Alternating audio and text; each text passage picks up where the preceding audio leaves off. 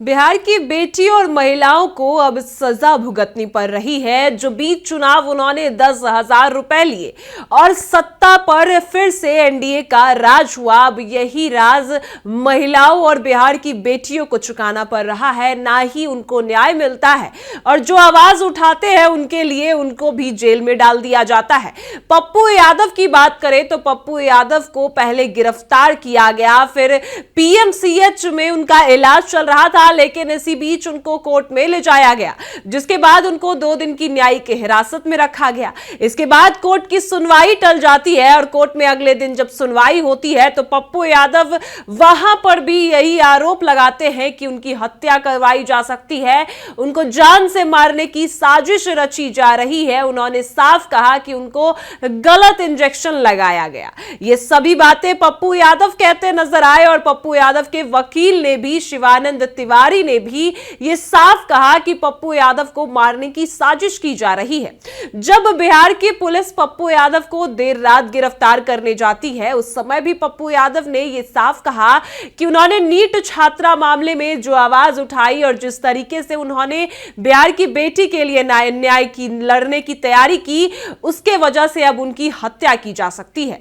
तो ऐसे में ये सभी बात पप्पू यादव कहते नजर आए हैं। तो अब पप्पू यादव के साथ कई लोग खड़े हैं। दिल्ली यूनिवर्सिटी के साथी भी अब पप्पू यादव के साथ खड़े हैं। विपक्ष के तमाम नेता पप्पू यादव के साथ खड़े हैं। बिहार के बाहर के नेताओं की भी बात करें तो सब पप्पू यादव के न्याय की लड़ाई की मांग कर रहे हैं। और ऐसे में जेल के अंदर क्या पप्पू यादव के साथ कुछ हुआ, उसी जेल में आज अनंत सिंह भी बंद है। सभी बातों पर हम आज आपसे बात करेंगे और सब बात आपको आपके सामने रखेंगे। नमस्कार, मैं कोमल और आप देख रहे हैं दर्श न्यूज। देखिए, आपको बता दें कि अगर बात करें पप्पू यादव की गिरफ्तारी की तो यह गिरफ्तारी काफी अचानक से होती है और यह गिरफ्तारी की कोई सोच भी नहीं रहा था उस समय हो जाती है।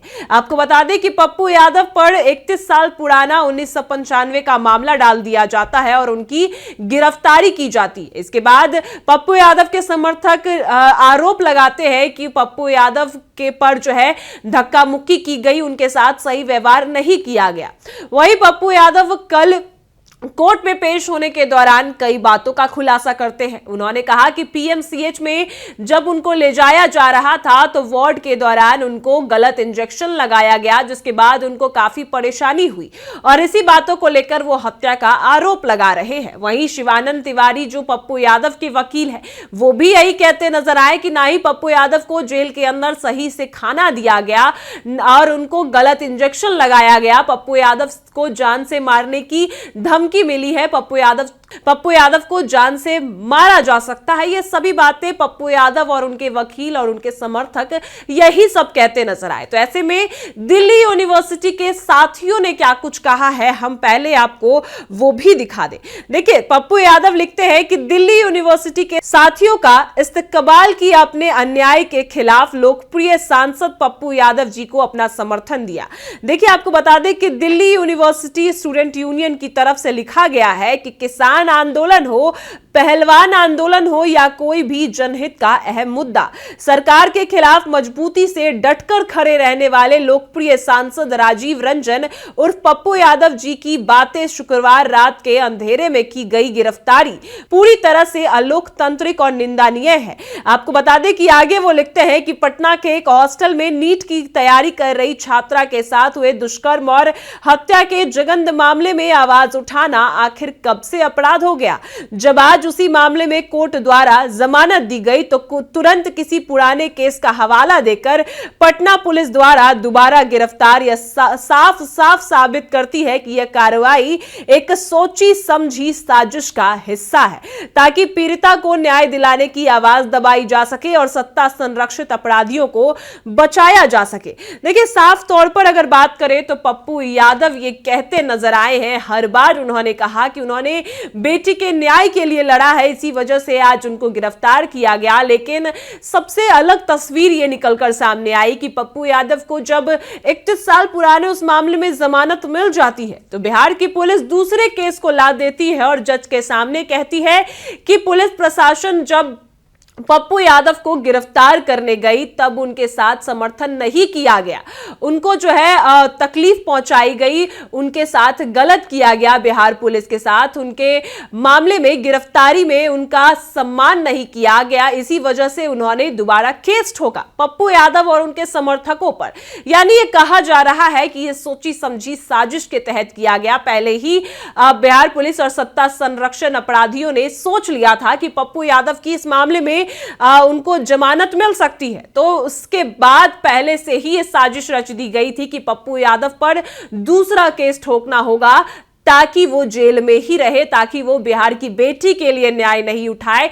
और यही दिल्ली यूनिवर्सिटी के स्टूडेंट यूनियन के तरफ से भी कहा गया। तमाम नेताओं और विपक्षी नेताओं का कहना है कि जो भी आवाज उठाते हैं उनके साथ ऐसा ही सुलूक किया जाता है।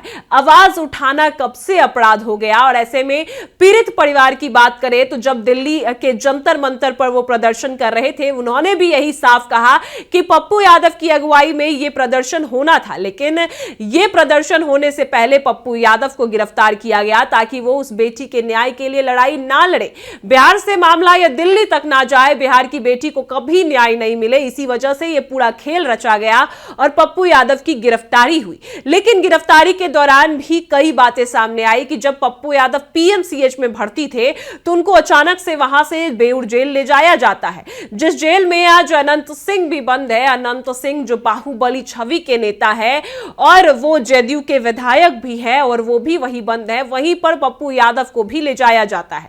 लेकिन वहां पर भी एक बात सामने आई कि जब अनंत सिंह पर हत्या का आरोप लगा तो उनकी गिरफ्तारी में समय लगा, लेकिन पप्पू यादव को गिरफ्तार करने के लिए पुलिस प्रशासन आधी रात पहुंच जाती है जैसे वो कोई अपराधी हो। यही सब बात पप्पू यादव कहते नजर आए हैं और यही सब बात उनके समर्थकों का कहना है।